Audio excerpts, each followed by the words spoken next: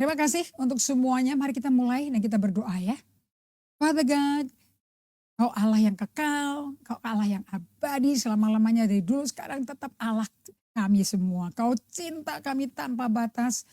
Apakah kami setia nggak setia, Kau tidak bisa tinggalin atau buang kami karena Kau sayang sama kami. Buat kasih sayangmu ini masuk ke dalam kedalaman batin kami yang paling dalam sampai ke rock bottom kami sehingga kami menjadi manusia yang stabil, yang aman karena kami tahu siapa yang memiliki kami dan di mana kami bertumpu dan kami berakar di dalam kasih Allah yang sempurna. Thank you Father God untuk pimpin, membimbing semua jemaatmu, dombamu yang ada di Gunung Sitoli, Nias Selatan, sampai Jayapura, Sorong, sampai Manokwari, sampai ke Ambon, Melbourne, Australia, sampai ke Sydney, and all over Jakarta, Tangerang Selatan. Father God, we thank you. Kau hadir dan Kau maha hadir. Kau guru kami semua. Kami berikan hormat pujian, semua yang mengenal firman-Mu akan mengalami kemerdekaan. Di dalam nama Yesus Kristus Tuhan kami. Amen. Oke, saya akan melanjutkan bagaimana Anda sebagai pemimpin kalau punya hubungan intim yang menjadi ritme hidup yang rutin selalu dimulai dengan duduk di kaki Tuhan, menanti Tuhan kayak Daud di Mazmur 37 ayat 7 yang saya perkenalkan sebagai solitude, artinya pergi ke tempat sunyi sendirian untuk bersama Allah.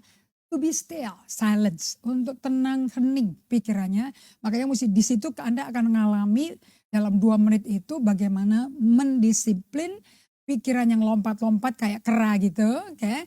Tapi Anda bisa nggak hiraukan. Okay, I know I have those thoughts. But you keep on focusing on Jesus. Sampai pikirannya tuh hening dan tenang. Supaya Anda tahu Allah hadir dan Allah bisa bekerja di dalam jiwamu. Kalau kita nggak diem, dia nggak bisa kerja. Kalau kita sibuk, dia yang diam. Yang rugi kita sendiri. Ada waktunya kita memberi, ada waktunya saya memberi kepada Anda, ada waktunya saya diisi Tuhan. Saya nggak mau hanya jemaat yang diisi Tuhan terus, tuh sayanya tidak. Ingat ya, yang baru bergabung dan melakukan solitude and silence, you do have this book yang saya promosikan, tapi yang ini bagian keduanya. Daily Office untuk buku Emotionally Healthy Spirituality, kerohanian dengan emosi sehat. Untuk bisa menjadi emosinya sehat, sadar dulu. Nanti Tuhan kasih tahu emosimu belum sehat di area mana. So, waktu kita terima kondisi kita sesuai petunjuk dan apa yang Tuhan nyatakan kepada kita, reveal to us, then we accept it. Just be humble, accept it. I know it, Lord. Masih belum sehat emosiku, but being with you, aku akan disehatkan. Alright? So pada waktu Anda melakukan solitude silence, Anda memberi izin. Dulu kepala saya nggak bisa terima loh. Masa sih kita debu, orang yang ditebus dosanya oleh darahnya, memberi izin pada Allah Tuhan semesta alam yang maha hadir, maha kuasa, tapi butuh izin kita. Because God adalah Allah yang sopan, Allah yang teratur. Dia nggak mau nerobos hidup orang. Kalau dia bisa terobosin semua dunia, semua manusia di bumi lahir baru aja sendiri. Kan diterobosinnya satu-satu, ternyata kan enggak kan. It's out of our willing heart and willing mind. Nah makanya kalau dengar Injil jangan nganggur pikirannya. Jangan mainan browsing handphone. Jangan nonton YouTube. Jangan nonton Facebook lainnya. No, focus on this. It's only 45 minutes gitu loh. Masa gak bisa fokus ke Tuhan, right? Sebab pikirannya nganggur, yang suka pindah-pindah tuh Instagram, social media apapun deh. Itu ladangnya setan, ingat yang minggu lalu saya bagikan. And it only take one. Satu individu yang pikirannya nganggur namanya Hawa. Di jam yang mestinya dia resting. Dia jalan-jalan ke Taman Eden. Mestinya dia istirahat loh. And dia lihat pohon yang dilarang buahnya dimakan. Terus setannya ngomong. Enak ya buahnya? Kata Tuhan kalau kau makan bisa jadi sepinter Tuhan loh. Tahu yang baik dan yang jahat. Buat apa tahu yang jahat? Orang semuanya indah yang dikasih tahu kok. And dia juga sudah jadi serupa gambar Allah. Nah, akibatnya dia kemakan sama perkataan iblis. Nganggur sih pikirannya. It takes only one individual whose mind is idle. And dia rela nganggurin pikirannya. Dia makan buahnya. You know what? Waktu itu kan cuma berdua ya mereka ya. Di tempat yang perfect loh. Tempat yang sempurna. Tidak ada nature dosa. Sifat dosa belum ada di Hawa dan Adam. Tapi mereka diberikan oleh Tuhan kehendak bebas. Nah kalau kehendak itu bebas dipakai untuk melakukan apa yang setan masukin di pikirannya nganggur, kemakan. Makanya mereka berdosa. Nah lihat, perbuatan mereka membuat generasi yang belum lahir saat itu hancur semua. Lihat dong Habel sama Kain, bukan punya bunuh-bunuhan. Itu akibat pikiran nganggur satu ibu loh tuh. Kemudian di pikiran nganggur satu bapak namanya Adam. So be careful with your mind. Guard your mind. Dari segala hal yang paling kau jaga itu pikiran dan hati kita. Karena dari dalam itu keluar aliran air hidup kita. Hati-hati. Be mindful. So today saya telah memberikan pelajaran pada Anda semua bagaimana saya perkenalkan bahwa sifat tidak tergesa-gesa itu adanya di Allah kita. He is not a God in a hurry. Nah, karena Allah kerjanya nggak buru-buru. Jadi kalau kita lagi kepepet, minta tolong buru-buru, semua orang didesekin supaya buru-buru. Dengerin, that's not the nature of God. Allah kalau kerja nggak kayak gitu. Orang diburu-buru nggak ngerti juga diteriak-teriakin, bisa pahit loh, bisa kecewa loh. Malah bisa jadi bertengkar loh. Nah, sifat buru-buru itu sifat manusia lama. Yang mau menang sendiri, mau enaknya sendiri, mau taunya sendiri, dan semua orang harus tahu. We don't want that. Nah hari ini kita belajar dari seorang rasul yang murid Yesus luar biasa. Hanya Rasul Paulus. Kita tutup waktu yang terakhir, hari Kamis ya. Bahwa Rasul Paulus itu adalah murid Yesus yang luar biasa karena dia punya confidence. Dia punya keyakinan kalau Anda lihat di 2 Korintus 3 ya, ayat 3 sampai 6. Dia bilang keyakinan kami itu kepada Allah oleh Kristus. Dari kami sendiri, kami gak sanggup tuh memperhitungkan sesuatu seolah-olah pekerjaan kami sendiri. Tidak, kesanggupan kami adalah pekerjaan Allah. Jadi kalau bahasa Inggrisnya, the confidence I have. Sampai zaman Korintus itu mengakui bahwa di hati mereka Roh Kudus kerja melalui Paulus. Jadi Roh Kudus kerja melalui Paulus memberikan firman yang tepat di waktu yang tepat untuk generasi jemaat yang tepat. Akibatnya Roh Kudus ukir di hati orang-orang itu, mereka lahir baru. Dan zaman Korintus aku ini semua. Di 2 Korintus 3 Anda bisa baca. Nah, Paulus bilang aku gak mau bermegah. Bahwa mereka tuh lahir baru semua tuh satu negara lahir baru gara-gara aku. Aku gak mau. Kemegahanku itu karena keyakinanku pada Tuhan. Now that's the humility of Paul. Nah, so dari Rasul Paulus kita belajar apa? And dia belajar apa? Paulus itu belajar mengenal suara Allah. Jadi dia tahu kalau orang bersaksi ini dibikin-bikin apa benar-benar dari Roh Kudus dia tahu. Because he knows how to discern God's voice. Yang kedua, dia tahu how to discern God's presence. Karena gak mungkin Allah ngomong kalau dia gak hadir. Jadi faktanya kalau orang dengar Tuhan, ya pasti Tuhan hadir dong. Nah kalau Tuhan hadir, Allah bangkit terserak musuhnya. Anything can happen. Miracle can happen. Yang ketiga, Paulus itu bisa discern the heart of the Father. Itu kenal tahu hati Allah Bapa itu kayak apa. Nah semua kompetensi ini yang membuat Rasul Paulus kompeten dalam melakukan pekerjaan kerajaan sorga. Makanya dia berbuah banyak, pelayanannya efektif. Dari jemaat di Roma sampai pelayanan di Tesalonika, Efesus, Galatia, kepada Filemon, kepada Kolose. Aduh pewahyuannya gila-gilaan. Amazing, dengan tantangan-tantangan. Dan tantangan yang Paulus alami itu, dia tuh kalau keyakinannya bukan di dalam Tuhan, oleh karena Tuhan bekerja dalam dia, my goodness. Anda tahu gak apa yang terjadi? Dia kan pelayanannya diserang sendiri di 2 Korintus 12 itu kan dikasih tahu. Bahwa jemaat Korintus itu yang katanya percaya Roh Kudus yang ngukir pekerjaan firman Allah melalui Paulus di hati mereka. Itu Roh Kudus yang ngukir loh katanya. Tapi di pasal 12,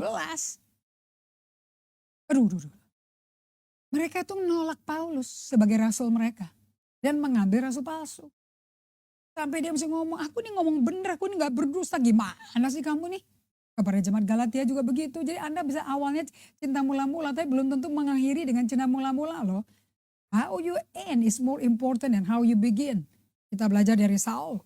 Saul matinya ngenes dan ditolak Tuhan. Nah, kalau kita mau jadi rasul seperti murid seperti Paulus dong. Akhirnya dong mulia.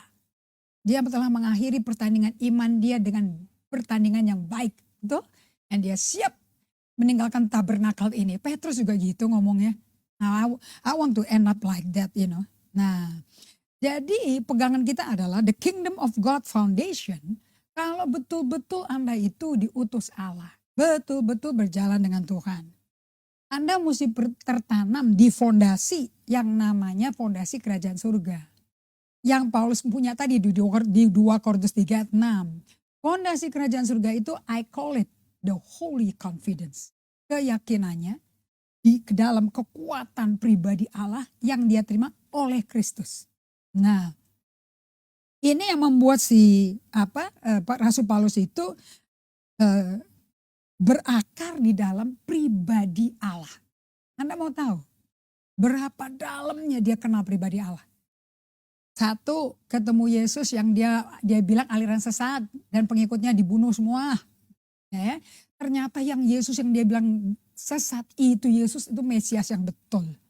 Nah kan, saya mau kasih tahu nih ya. Itu perjalanan 3 hari 3 malam dia buta loh.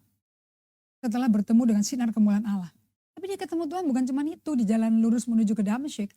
Kemudian dia dibawa selama 14 tahun di padang gurun Arabia. Wah, kita kalau ngomong solitude and silence, kalau mau ngomong sabat, ini orang hidup dari solitude and silence 14 tahun sendirian di padang gurun Arabia. Dan di setiap kota-kota di mana dia transit untuk menuju ke Arabia dan keluar di padang gurun Arabia kembali ke Yerusalem ketemu sama Kefas dulu kan 15 hari di rumahnya, kemudian ketemu sama Yakobus di Yerusalem. Do you know dari 14 tahun setahun, 3 hari bertemu dengan Tuhan di jalan lurus, kemudian 14 tahun nggak tahu kemana orangnya. Ternyata he developed a deep communion with God. Nah, itu holy confidence-nya dia tuh spring from a rooted vision of God. Vision of God loh, bukan vision from God. Of God itu pribadi Allahnya yang dia ketemu. And of his presence, dia bergaul dengan hadiratnya, kenalan. Karena dari bergaul dengan hadirat setan, sekarang bergaul dengan hadirat Tuhan nih. And of his desire, and of his ability, kerinduan keinginannya Allah, kemampuannya, abilitasnya Allah, itu semua ada di dalam Paulus dan bekerja melalui Paulus. Bayangin. Itu kalau dia nggak satu di dalam Kristus, Kristus satu dalam dia in loving union. Nggak mungkin bisa. Saya dengar dari Peter Scazzero berkata seperti ini. You know, di buku Emotionally Healthy Spirituality yang untuk leader. Saya ini ngajarin Anda menjadi leader yang gak tergesa-gesa.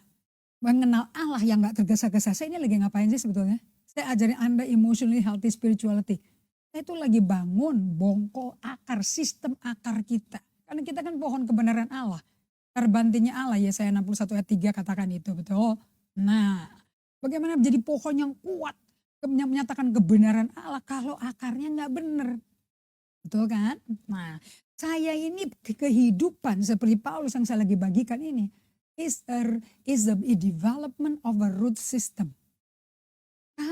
Gedung kalau mau ditinggiin tinggi 75 lantai atau 100 lantai, itu mau tinggi skyscraper seperti itu tergantung kedalaman fondasi untuk menahan kekuatan, angin, bobot orang, lift, segala macam perabot barang itu gedungnya bisa sway kiri kanan kalau fondasinya nggak kuat. Makanya setiap orang kalau mau bangun gedung dia tanya dulu berapa lantai.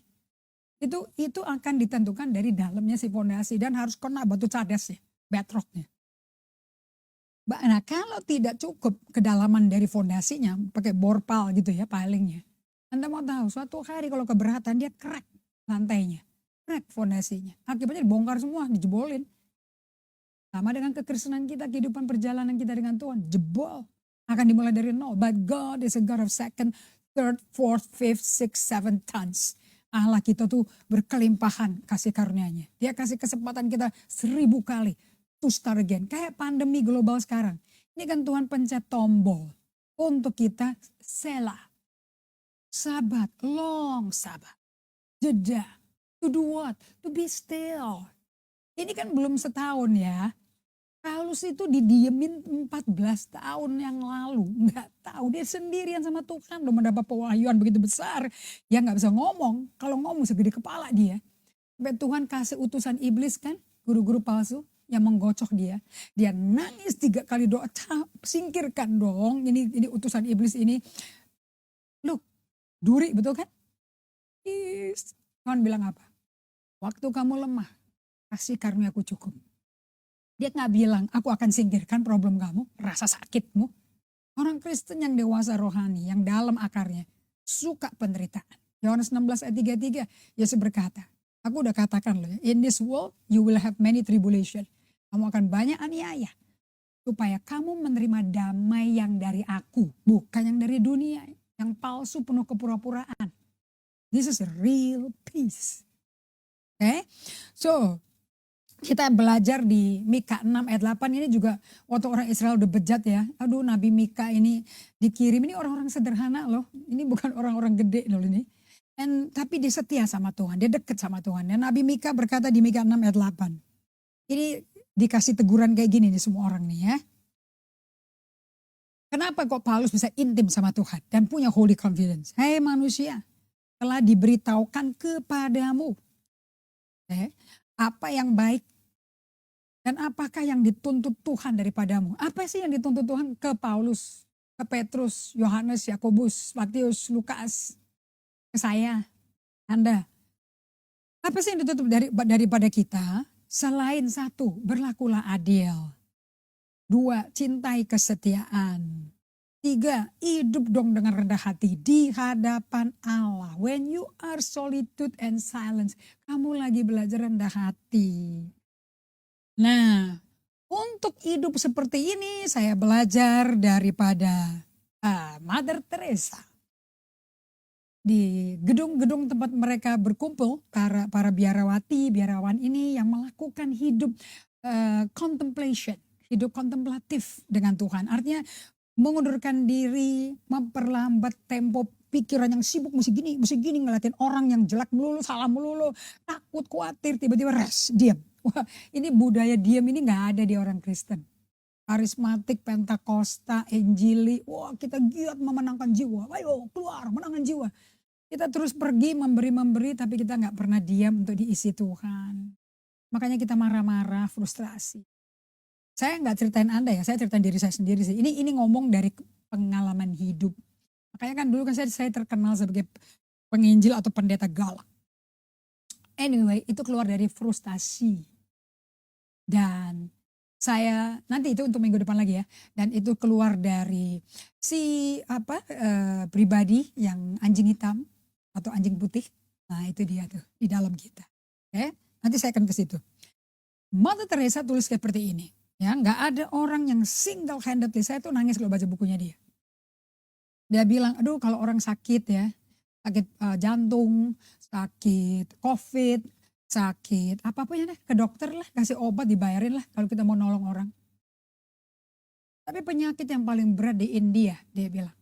Dia mulai menjadi misionari itu 17 tahun loh, dia beri diri loh. Sampai dia bikin The Mercy Ministry. Dan menghasilkan puluhan ribu penerus-penerus seperti dia. So discipleship-nya jalan loh, Ibu Mother Teresa ini. Dan dia berkata seperti ini. Penyakit yang paling sakit dan berat yang tidak pernah dihiraukan pemerintah di India. Maupun gereja-gereja. Penyakit kesepian, terlantar. Orang tua taruh anaknya sendiri dibiarin mati di pinggir jalan. Itu dia pungut one child at a time. Dia bilang kamu gak usah melakukan perkara besar gede sampai sensasional masuk ke orang, gak perlu. One child at a time. Supaya mereka mengalami kasih Kristus. That's the philosophy of Mother Teresa. Dan dia percaya dengan perkataan istilah ini, ora et labora. Ora et labora artinya itu pray and work. Saya cerita gini, saya tersentuh sekali sama Mother Teresa. Karena penyakit kalau tertolak, dibuang, dilantarkan di pinggir jalan. I know what it is to be abandoned ya. Dilantarkan. Daud juga ngalami kok. Di Mazmur 27 ayat 10 berkata, walaupun orang tuaku melantarkan aku, meninggalkan aku, tapi Tuhan nyambut aku. Kalau bahasa Inggrisnya, though my parents abandoned me, Saya ngalami itu kan, waktu itu saya kasih kesaksian waktu saya di Kuepang, tinggal di Ambarawa, Jawa Tengah. Tapi orang tua saya nggak pernah ngomong apa-apa, jadi saya juga saya nggak ngerti. 80 tahun saya di pinggir jalan teriak-teriak, jerit-jerit, dan kakak saya tertua ngeliat dan dia berkata, kenapa kok kita pulang berempat, waktu pergi berlima. Kakak saya tertekan di situ. Dan waktu dia cerita dia nangis. Saya juga ikut nangisnya tapi di dalam. So, ora et labora, pray and work. Bukan pray then work. Bukan work then pray. Anda denger ya suara Anda sendiri ngomong. Nanti deh pulang kantor gue ke gereja deh ikut doa malam. Atau nanti deh aku doa dulu ya baru ke kantor. Tapi abis di kantor gak ingat Tuhan lagi. Atau ke kantor dulu baru berdoa. So, itu kehidupan yang pray dan work or work dan pray. Itu bukan kehidupan kontemplatif. Itu program doa. Kalau ada doa ya kita doa. Kalau enggak. Tapi kalau ora et labora lain. You are praying as you are working. Nah, ini adalah jenis ora et labora adalah jenis kehidupan kontemplatif. Atau ini saya Indonesiakan ya. Ini dari bahasa Inggris contemplation. Contemplation artinya being with God. Berapa lama being with God? Day after day, month after month, decade after decade, prayerfully seeking God and resting in God. Nah, ini saya belajar ini Teni ternyata kehidupannya Rasul Paulus kenapa bisa begitu dahsyat ya. Udah dianiaya secara fisik tuh dianiaya abis-abisan gitu ya. Tapi kok bisa dengar suara Tuhan dan intim dan tahu the purpose of God, the meaning of life, siapa dia, itu confidence-nya unshakable.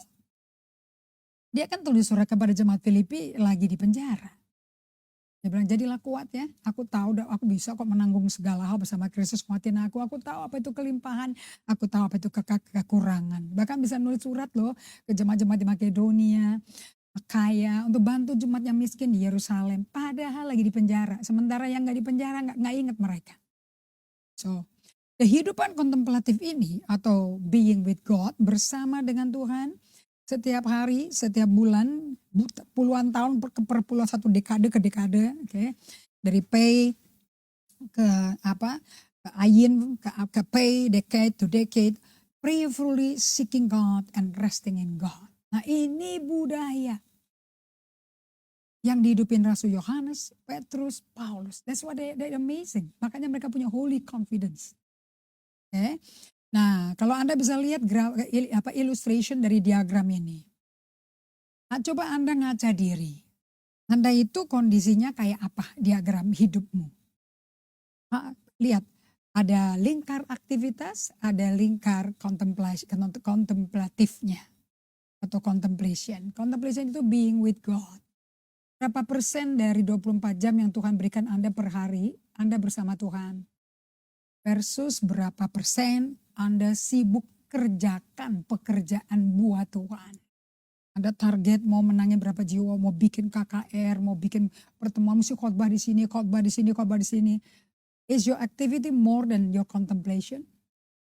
Kalau seperti itu your life itu akan wobbly, akan kacau. Contohnya ya Marta, frustrasi, gravitasi dia ke dirinya, bukan ke Yesusnya. Kalau Maria beda. Lihat, kalau Daud pun wah ini the top of the line. Ini orang yang betul-betul satu dalam Kristus. Daud itu memodelkan kehidupan terintegrasi. Antara kerja, doa, belajar. Karena kan baca aja Mazmur 119. Baca dong Mazmur 19. Coba Anda katakan baik-baik. Tauratmu pada waktu disingkapkan membuka mataku. Aku cinta Tauratmu. Berarti dia pembelajar kitab Taurat dong. Yosua 1 ayat 8. Musa juga begitu. Karena Musa yang memberikan hukum-hukum itu. Right? So Daud memodalkan kehidupan terintegrasi. Lihat ya listnya ya. Ini mestinya kalau saya gambar tuh kayak ombak nih mestinya. Pray, work, learn, rest. Pray, work, learn, rest. Pray, work, learn, rest. Anda tahu waktu dia rest. God is in charge. Allah yang bekerja. Jadi hidup seperti ini nih ritme. Ini yang namanya irama hidup. Kita nggak bisa lompat-lompat jumping jack, pikirannya seperti kancil, seperti kera, lompat dari cabang ini ke cabang sini, ke cabang sini, nggak bisa. Nah ini semenjak saya membuat model hidup terintegrasi kayak Daud, Anda bisa baca deh dari kitab Mazmur 1 sampai Mazmur 150. You will see isinya Mazmur. Dari hidup emosional, transparan total si Daud. Okay? And then segala downfall dia, stresnya dia, tertekannya dia, lossnya dia, griefnya dia itu dipakai Tuhan untuk bentuk dia loh. And then faith-nya dia tidak pernah goyah sama Tuhan. Jadi Anda kalau lagi tertekan jangan ditelan sendiri, justru kasih ke Tuhan. Kayak Ayub gitu loh. Makanya itu buku-buku itu penting tuh, satu buku diserahkan gitu. So, hidup seperti ini adalah hidup seperti Yohanes 15 ayat 4 sampai 8. Ini namanya ibadah harian. The most expensive treasure yang dari zaman dulu, zaman kuno. Okay? Inilah ibadah harian dari setiap umat yang ditebus Tuhan. This is it. Yang dimodelkan oleh Daud. Yang ditulis Yesus di Yohanes 15 ayat 4 sampai 8. Saya ambil dari The Message Bible ya.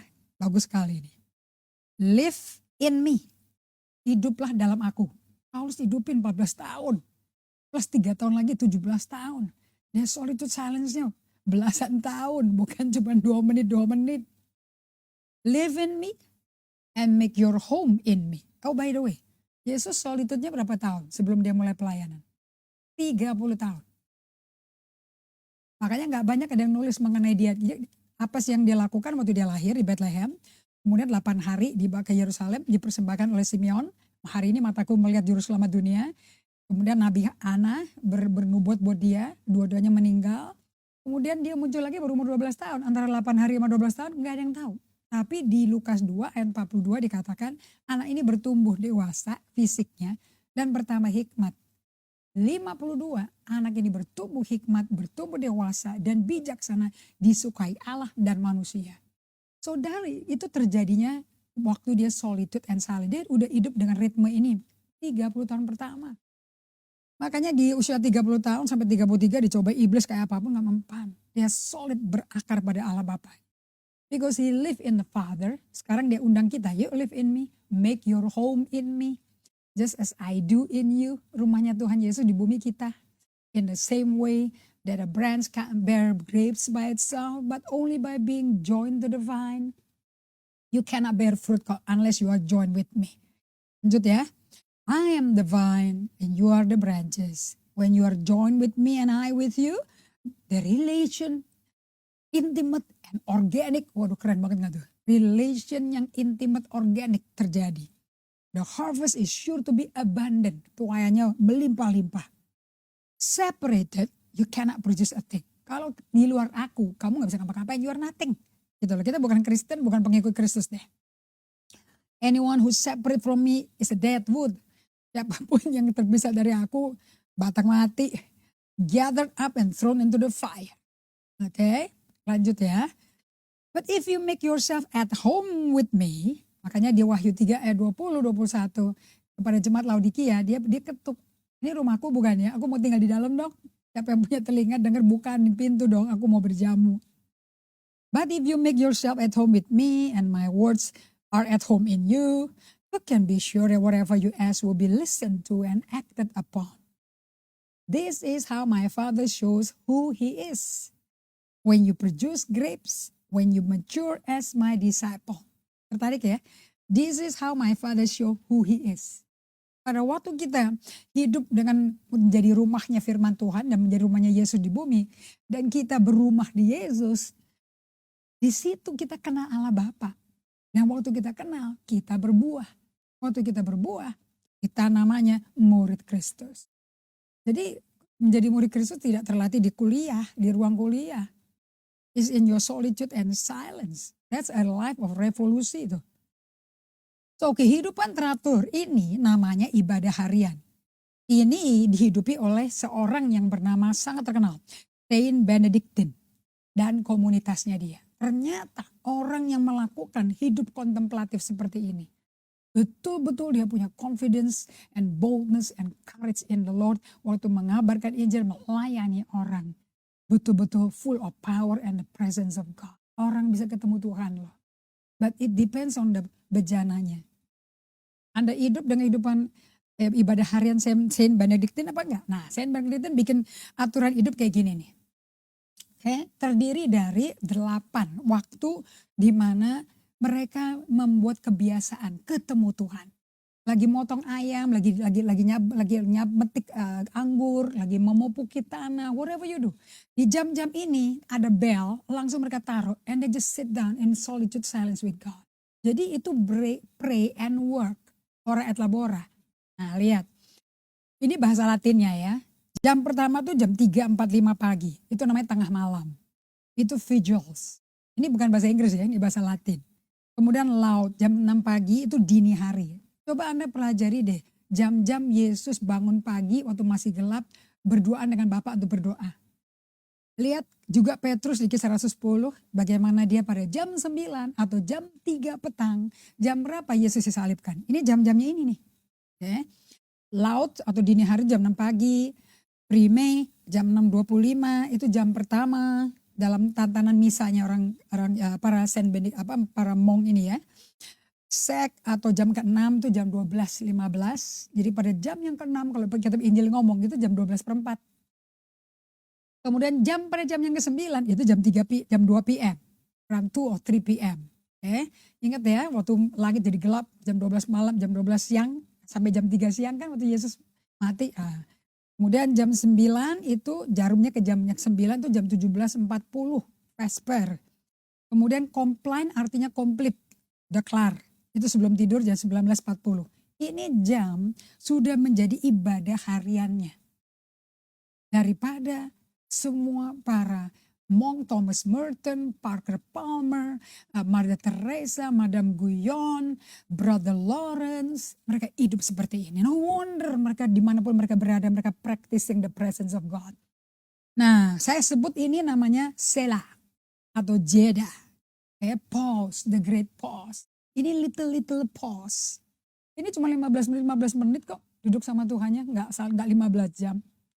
Jadi kerjanya teratur terus, apalagi ditemenin Tuhan. Ya ajak Tuhannya sama-sama kerja. Jeda atau selah ini adalah peluang-peluang atau opportunities to remind us to remember God and to acknowledge God that di tengah kepadatan agenda kerja harian kita. Bukankah hidup seperti ini kalau Anda lakukan revolusi besar?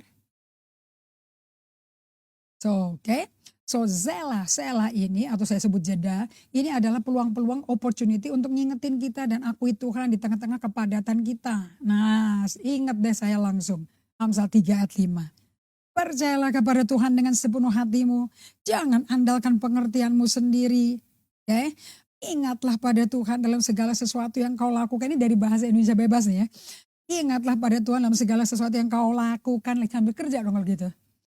Maka ia akan menunjukkan kepadamu cara hidup yang baik. Kalau bahasa yang Indonesia biasa, dia akan luruskan jalanmu. Jangan anggap dirimu lebih pandai, jangan anggap dirimu bijak. Tapi dalam segala akui Tuhan. Right? Acknowledging God in all you do. Yang sebenarnya taati Tuhan, jauhi yang jahat. So we cannot obey God apart from God. Kita gak bisa mentaati Tuhan terpisah dari Tuhan loh. Separateness gak bisa. That's why ora et labora is the right thing to do. Nah, aturan hidup ini is the harta karun kuno. Nah, kita sebut itu yang dibuat oleh Saint Benedictine 8 kali ya. Itu namanya rule of life. Atau seperti kalau tanaman merambat itu kayak anggur kan merambat. Dibikin tralis-tralisnya dulu. Tujuan tanaman anggur yang merambat dipasang ke tralis tujuan supaya lebih subur dan berbuahnya lebih banyak. Dan lebih sehat buahnya. Bukan untuk mencekek tapi mengatur, mentata. So the more you are regulated in orderly fashion hidupnya. Karena Roh Kudus itu 1 Korintus 14 katakan. Roh Kudus bukan roh kekacauan loh. Roh keteraturan. The spirit of order. Nah ini akan membuat Anda punya tralis kehidupan sebagai pengikut Kristus. Jadi ini kehidupannya Yesus di bumi. Yang dimodelin 3 tahun. Itulah yang menjadi kehidupan sehari-hari sampai Yesus bangkit dari mati. 40 hari menampakkan diri Isa Al-Masih. Tetap kayak begini para rasul. Makanya mereka hidup lebih hebat daripada Yesus. Nah, Mother Teresa hidupin ibadah harian seperti ini. dari Saint Benedictine. Dia itu yang seperti saya katakan tadi, dia tuh melayani 1 anak per hari. Jalan kaki, pakai sendal di tanah, area jalan sempit yang berdebu. Anda kan tahu ya, India tuh banyak orang miskin. Lebih kotor dari beberapa daerah di Jakarta.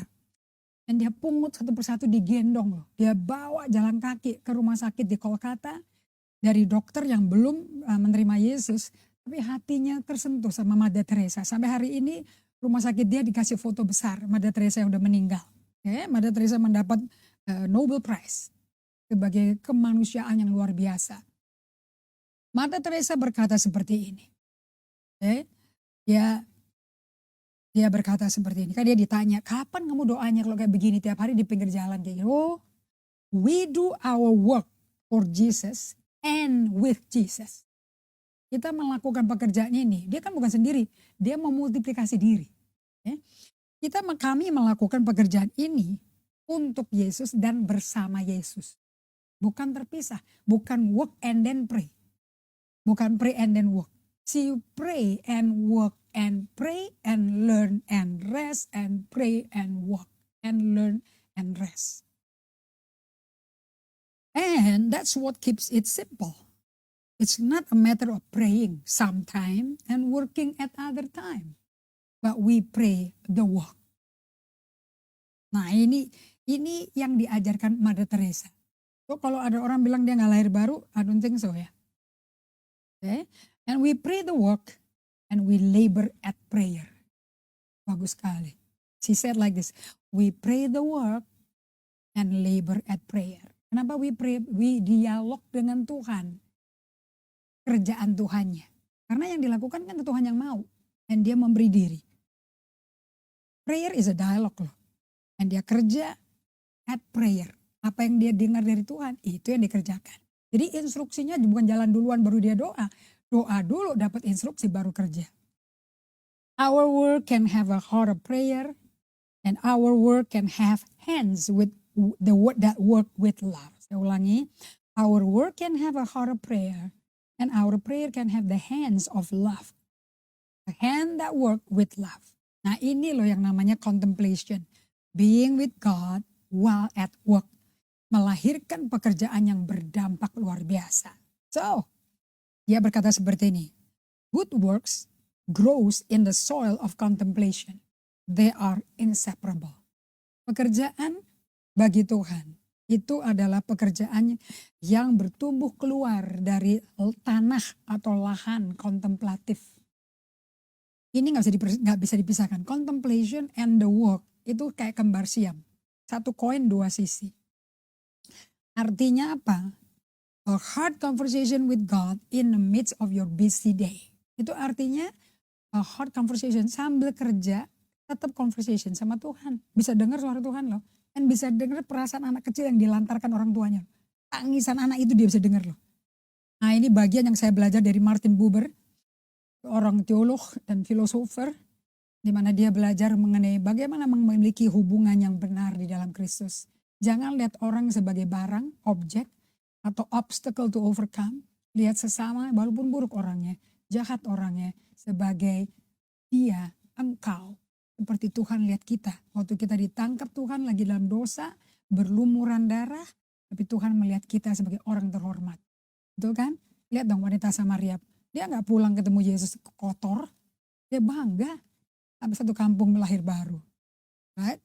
So this is an opportunity. Kenapa kalau kita ora et labora? Satu, ini adalah satu-satunya window of opportunity.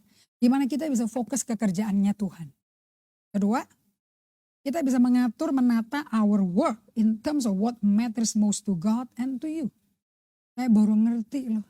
Jadi kalau kita gak ora et labora, saya gak bisa dapat clarity. Panggilan Tuhan apa, kerjaannya apa, I don't know.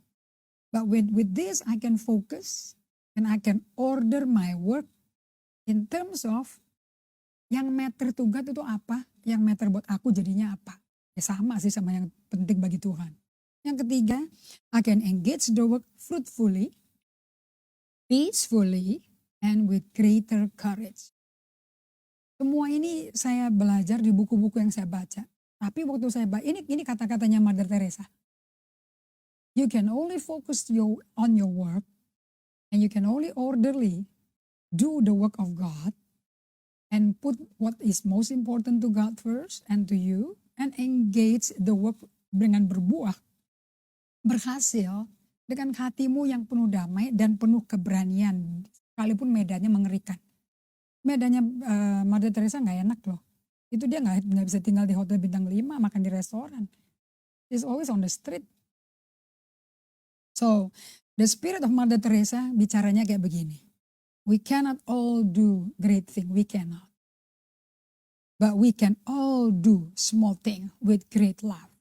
Korea ada kurang, itu ejaannya kurang L1 di situ. We cannot all do great things. Nggak semuanya bisa jadi melakukan pekerjaan gede-gedean seperti mungkin Oral Roberts, seperti Lester Sumrall, seperti Bill Johnson, seperti Benny Hinn, Rana Bonking. But we can all do great thing. We cannot all do great thing, but we can all do small thing with great love. Yang penting yang dilayani dan yang melayani basisnya kasih agape-nya Tuhan. Itu kan sayanya juga mesti diproses. Terus saya senang, saya bersyukur dengan adanya hantaman-hantaman yang saya alami dalam hidup saya. It shake me, but sangat-sangat di saya jadi kelihatan banyak sangat saya. Dan itu pada waktu datang ke hadirat Tuhan dalam contemplation diambilin loh sama Tuhan. Memang pelan, tapi berhasil karena dia mau bersih total. So, kesederhanaan itu ya dalam pelayanan ya. Kalau mau melayani kecil tapi dampaknya gede. Apa sih kayak slide edge gitu ya. Dikit satu anak per hari. I mean, all her life from 17 to the day she died. How many thousands of one child a day yang dia udah rescue loh. Out of love. And mereka pada terima Yesus loh. Pada sehat, pada melayani juga. Amazing. Okay. Pemuridanya tuh on the job training. Mereka pada ngalami Kristus. Kesederhanaan itu dalam pelayanannya Tuhan itu ditemukan dengan basis kejar dulu kerajaan surga dan kebenarannya. This is a simple foundation. Jadi kalau fondasi kita belum bukan Matius 6 ayat 33 agak berat. Artinya apa sih kejar dulu kerajaan Allah dan kebenarannya?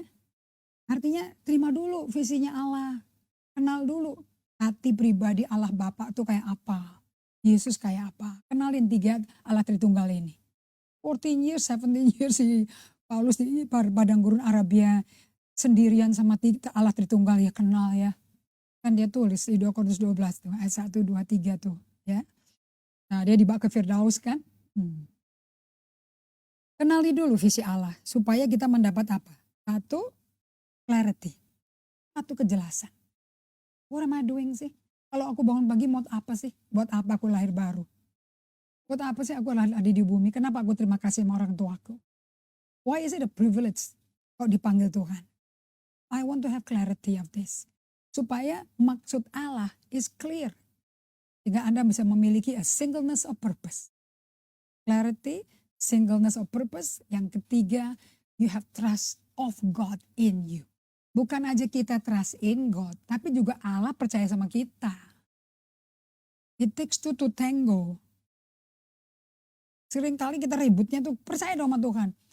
Mau tanya, Tuhan percaya sama kita gak ya? And we cannot be trusted by God kalau kita gak pernah setia datang ke dia. Okay?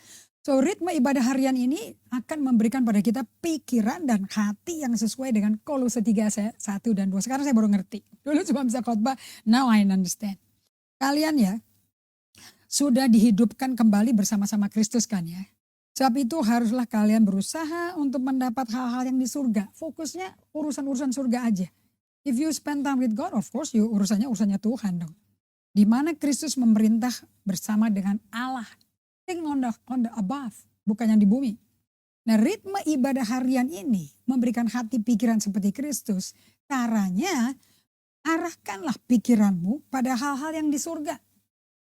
Sekalipun kita ada di dunia yang kacau dengan demo, rusuh, dengan perebutan kuasa. Saya takut loh ada kudeta. Okay? Kalau kita fokusnya ke surga, ke hal-hal yang di atas, bukan yang di bumi, yang di dunia. We will seek first the kingdom of God. We have the vision of God. Pengenalan akan Allah menjadi bongkol jadi batu cerdas, akar dalam untuk kehidupan kita yakin kepada Allah. So, sebagai penutup ya, Ibrani 12 ayat 2. Ini wah luar biasa ini. Now I get it really blessed. Hendaklah pandangan kita tertuju dong kepada Yesus. Sebab dialah yang membangkitkan iman kita dan memeliharanya dari permulaan sampai akhir. Kalau bahasa Inggrisnya, He is the author and the finisher of our faith. Kita bisa punya confidence kayak begitu. If we think about heaven. Think about solitude, silence, spending time with God. Yesus itu tahan menderita di kayu salib, saudara-saudara. Ia tidak peduli bahwa mati di kayu salib itu adalah suatu hal yang memalukan. Ia hanya ingat akan kegembiraannya akan dirasakannya kemudian. Sekarang ia duduk di sebelah kanan tahta Allah dan memerintah bersama Dia. So, do you want to rule and reign with God the Father and Jesus? Izinkan Yesus berkuasa dan memerintah di jiwamu. By spending time with Him. Lakukan ibadah harian ini. You'll be competent spiritually, you have confidence in God, and you'll be powerful in God. Tuhan akan menjadikan Anda bejana untuk membawa Kristus dan hadiratnya kemana Anda pergi. Amin, kita doa ya. Bapak yang kekal, Bapak yang abadi, Bapak yang setia, Bapak yang baik. Terima kasih untuk mengajarkan kami untuk kembali kepada order keteraturan hidup yang Kau modelkan. Sebagai pengikut Kristus, kami harus ikutin ibadah harianmu, kehidupan harianmu. Baru kami bisa melakukan pekerjaanmu. You always spend time with the Father. And then you go out to teach and preach and miracle happen. Buat kami sebagai muridmu ngalami ini. Aku berdoa semua gereja di zaman kerusuhan ini, global pandemi ini, krisis moneter, krisis ekonomi, krisis kesehatan. Everybody betul-betul tertanam akarnya. Sehingga pada waktu COVID-19 selesai, kita semua berubah menjadi serupa Kristus dan melakukan perkara besar disertai kasih Allah. Hormat pujian kami kembalikan bagimu dalam nama Yesus. Amen. Kita ketemu hari Kamis di jam 5 sore. And get ready with your note and your Bible and testimony. Kirimin dulu dong sebelum mulai. God bless you.